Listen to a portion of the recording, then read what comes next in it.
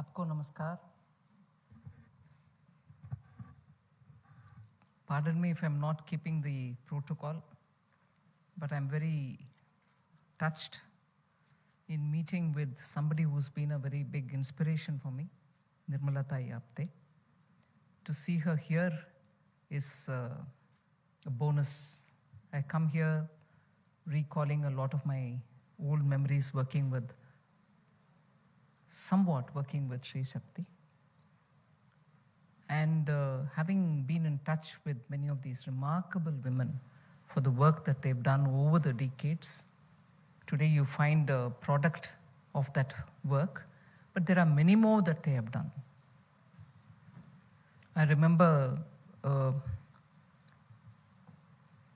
few years back, a complete compilation of the status of Indian women being put together and so extensively researched, and which was published in several volumes, capturing the current position of women all over India. If I can link it, it was one of those early reports before the formation of National Commission for Women, the status of women in India, which was compiled. But after that, it was never updated. In fact, I would say with a different perspective altogether, because in my view, that status of women report, which was instrumental in commencing the Women's Commission, however well drafted and well compiled it was, it still had a ideological perspective which was not completely reflective of India. Never mind, that was a great attempt. But what Bharatiya Sri Shakti had done subsequently was a fantastic compilation with a perspective which is so very critical for India's understanding of how Indian women become part of India's story. And just not this century, but over the millennia. So I commend Bharatiya Sri Shakti for steadily contributing to the bank of literature which will contribute towards this thinking, which is so infused with our ideology. It is for want of such bank of literature, we ended up in our universities with women's studies centers, which did not have anything to do with Indian women's thinking or the way in which we've perceived women. So they were like going on a track which none of us could relate to, but they were the initial ones which taught us about how to think about women, as it were. So today, that, if anything, paucity in good literature contributing towards India's perception and understanding of women and their role in our society is being met with. So once again, congratulations, Bharatiya Sri Shakti, for steadily coming up with such good literature which can help us put in place a good framework, an ideological foundation for having meaningful discourse on this topic. All eminent people in the dais, belated namaskar, and it's an honor to be with you all here, and the thinking audience. I'm no scholar. I mean, coming in front of Professor Kapoor, I pale out. But I will certainly put a few thoughts which are, in my thought process, a very important aspect of thinking about women and India's thought about women. And therefore, I'll just sort of randomly flow with some thoughts. As I said, with a big rider that it's not an academically thought through flow of ideas, but I'll place it for your consideration. India's had uninterrupted, over the millennia, active engagement of women in society, as Manisha Kotekarji said, in various different roles.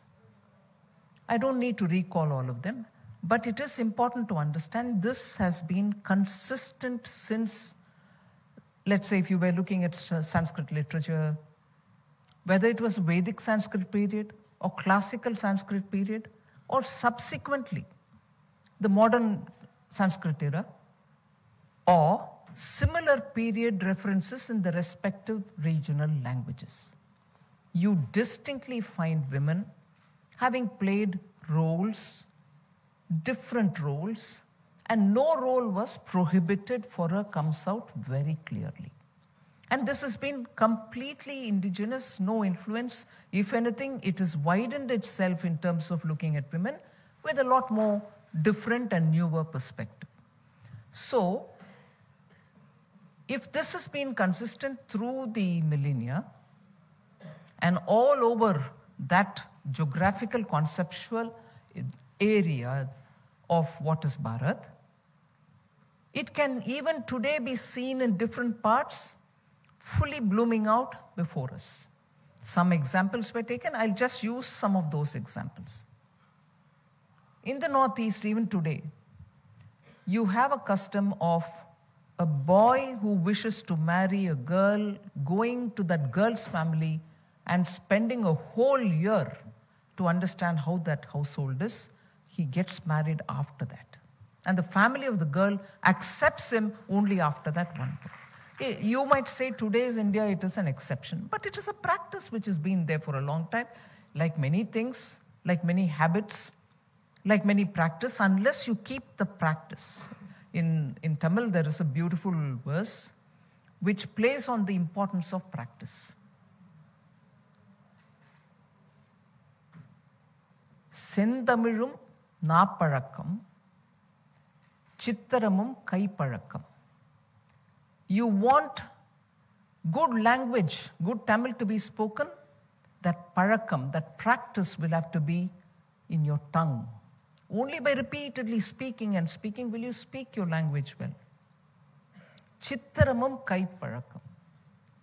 Chittaram is art. It's a habit of your hand. You have to keep practicing and keep practicing, only then does it.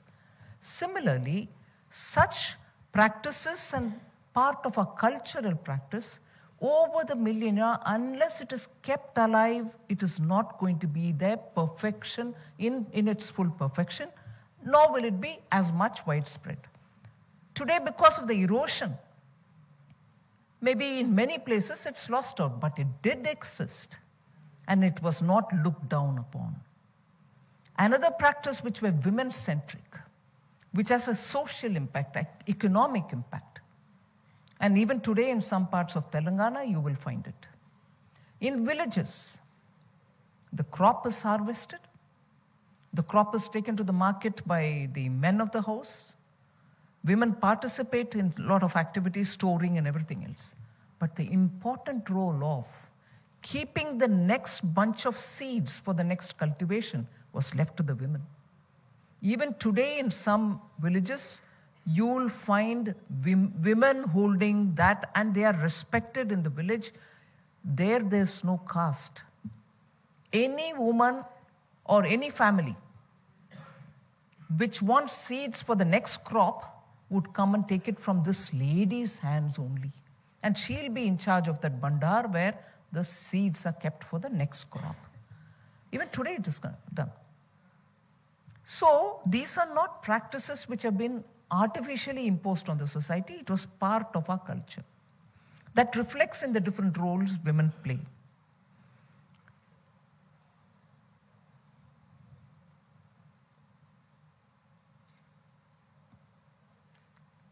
I spoke a bit about art, but that being a very big part of one of our regions and their art, and the stories that the art says, you don't need to go searching for it. The entire Madhubani painting, North Bihar, Darbhanga, Madhubani, you just go see what the story is about. You just see what the girl is given as a heirloom which she takes after her marriage. That Madhubani painting clearly talks about woman, the man being in one part of the picture for the marriage, stories about fertility, reproduction, Now the leftists of the world will tell us that you would only look at women as a commodity, you don't celebrate her. What was Madhubani doing then? And it is not yesterday or today, it's not after the influence of the leftists in this country. That's happened over the centuries. And there again, there is no caste differentiation. The Madhubani painting done by the people belonging to the general castes or by the Dalits have their own stories to say, all about man, woman, in a family, in the society, and so on. So we've celebrated women, celebrated fertility, celebrated reproduction as much as celebrated women for their qualities of scholarship, for their qualities of warrior, kind of features, and so on. So, it is not alien to us. But this statement which I'm making itself is something which I will never want to make. And that's what I would probably advocate. We had our own way of talking about women, giving them a role to do, and celebrating them, like the repeated example of Durga, Lakshmi, Saraswati, but there were other celebrations also of women. But what has happened is, because of the superimposition of the so-called Western feminism view, our terminologies have also become very much influenced by them. We use their terminology to define ourselves, which is a gross misfit. It just cannot be. I can't fit myself into that definition because I don't live that life. But we are now forced, because it's like a global currency, Unless you translate your currency to that currency, people don't understand the worth of your currency. It cannot happen that way. It's me, my culture, my people, my way of living, which I'll speak about. And certainly, tell me if the role of women in that is undermined. The role is less useful for women, less recognition of women, and so on. So the terminology itself is so now, today, influenced with a different thought process, that today you're playing their game to prove, no, that you're very good. You're a very good hockey player, but you have a cricket bat in your hand, you have a pitch to play it in. It doesn't work that way. So we should now very consciously avoid using terminologies which are imposed on us, but yes, use their terminology to talk about theirs, to critique theirs, to evaluate theirs. But ours will have to be. And in this, I'd like to tell you two books which very strongly influenced me. One by Swami Ranganathananda of the Ramakrishna Mutt, who is no more with us. But he was wonderful a guru who thought about so many different things and about women, particularly in modern India, in the context of India. He'd written extensively. And I, of course, had the fortune of meeting him and taking his blessings several times. He would speak slowly, he will speak less, but he would communicate to you about these sort of things. There's also another scholar who's, again, no more with us. I've never met him also. But what a beautiful description of what the Indian thought imagined women to be. This actually came as an introduction to a book which was on Lalita Sahasranama. It is in English.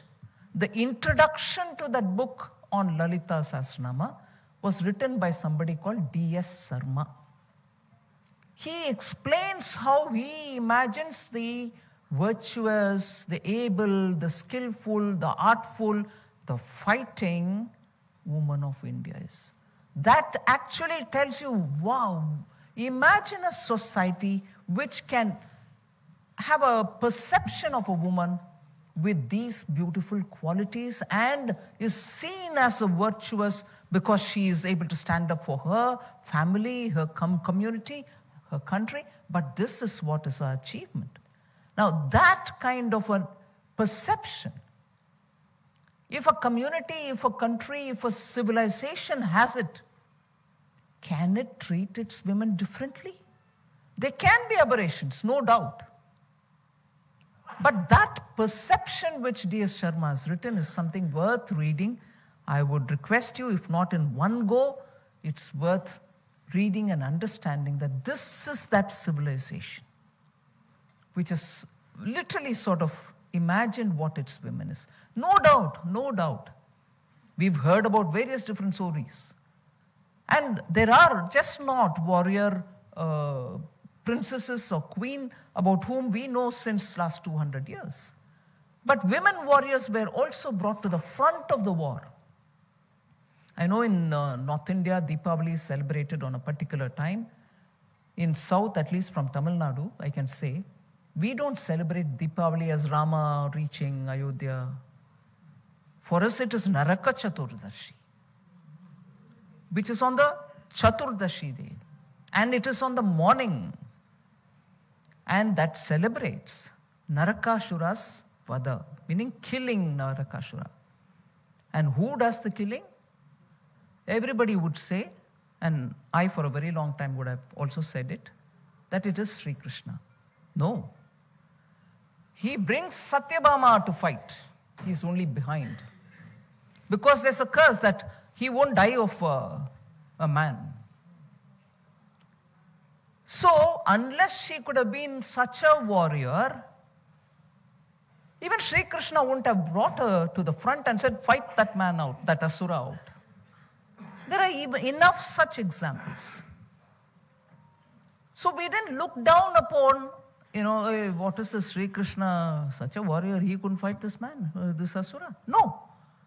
If it requires to use a woman's valor, it was accepted in Adharma.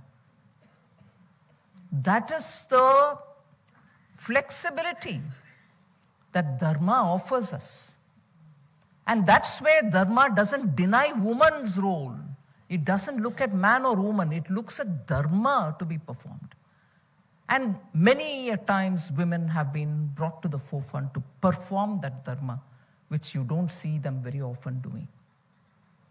And also this kind of a narrative from the West would also speak about, no, this was all upper caste. Poor class, never. And there was a very big social or treating as second class, people who didn't fall within the broad contours of good conduct and so on. Even that is a false campaign. And it involves women, and therefore I'll elaborate. I'm sure you would have heard of Jabala. Her son, she herself didn't know who was her father, who was his father, because she was working as a dasi. But she didn't deny the boy, Satyakama, her son, access to education. And if she didn't deny, how did she provide it then? Because after all, when you went to a guru, the guru asks, whose son are you? She tells her son, you go, search your guru, find your guru, but tell him you're Satyakama Jabala. Jabala, son Satyakama. And the guru will understand. It so happens the guru understood the scholarship eagerness in him, the thirst for knowledge in him, admitted him. Does this deny education or does this allow education for anybody? So long as he had the thirst for knowledge, so long as he had the drive to come in search of a guru. And Jabala did not think she was one less. Oh, I've been leading this miserable life. No, she didn't say that. This is my work, I'm doing it. I'm not suggesting that was right, I'm not suggesting that was good, I'm not suggesting that Jabala was happy, I don't know any of that. But she certainly didn't allow that to put herself down or put her son down. Neither did that guru. So it is a civilization which has constantly included everybody in its scheme of things. It never denied anybody. There are varied such stories about Mahabharata, particularly women. Women in Mahabharata is a chapter in itself that we should read. Meaning, Mahabharata doesn't keep a chapter like that. But the stories of various women, which many of the leftists have taken out and said, Dekha, in Hindu civilization, this is the treatment offered to women. No. What that story tells you, Draupadi is one which all of us know about how injustice was done to her. She fights, she takes a vow, she comes out of it. There are several such stories about women during the various episodes in Mahabharata. But in each case, what I see is, despite the injustice, the woman finds her own course, proves herself, and achieves what she wants to achieve. And that also is recorded. And that also is recorded, and we didn't shy away from writing about it. Our civilization never shies away from stating things as they were. That is why they are called itihasa, as it was. There's no filtering, we will not say about this, but we will say about it. No. And therefore, I would strongly recommend and suggest we should get out of this defensive mindset. Oh, this Western feminism, look how we... No, that's all right, that is yours. I don't need to defend myself in your terminology, in your perception of a woman, where you talk about, oh, don't commodify a woman. No, none of that. We had enough and more examples to show how women have had their role. Every one of our temple architecture will tell you about the various women, whether they were into dancing, whether they were into, tapas mode, they were seeking truth. Everything is there. So, I would think the few things which will come out of this book. One other thing about Indian marriages. The women is now completely servile to the husband. It pains me.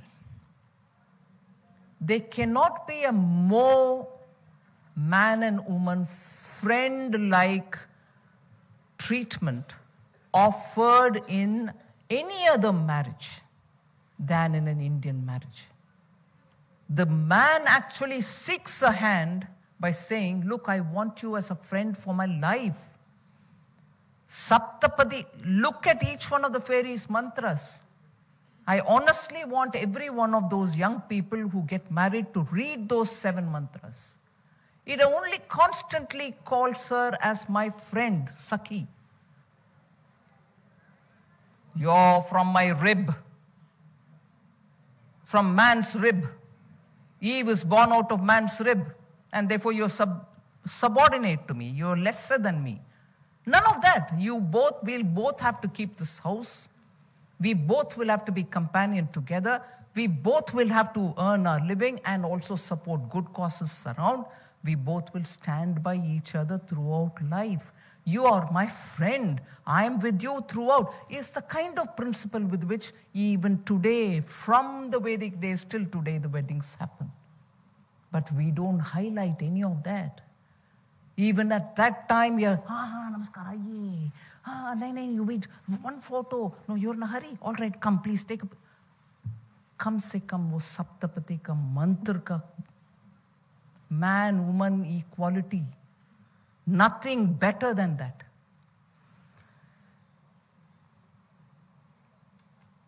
It's an indigenous civilizational value. I'll finish with, this is a month of Margari, a very sacred month. And why do I talk about this month now? In Tamil Nadu, from 8th century, a woman, a child, an adolescent girl, who wanted only to marry Sri Krishna, in the form of Ranganatha, composes 30 verses. She has also composed a different poem altogether.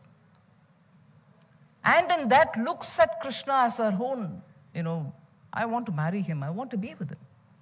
And brings out the achievements of the Lord in all the Dashavatara. The scholarship, the bhakti, that devotion with which she aspires only to marry him, no human.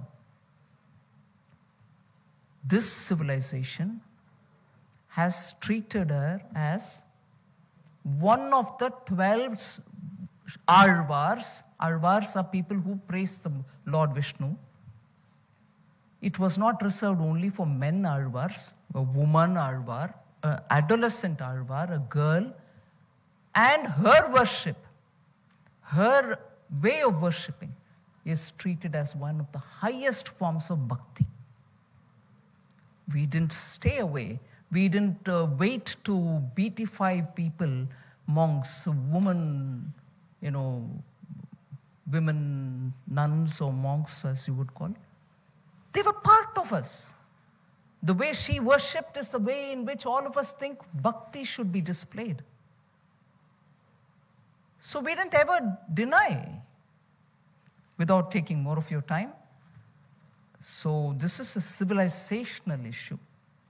It's a civilizational marker for us that our standards of dealing with women, our standards of giving role to women are unique, about which we should talk in our terms. And we should be proud to do that rather than try to fix it into some other template and always find ourselves wanting. But in that, this is a great attempt. I once again congratulate Bharti Shri Shakti for it. Thank you.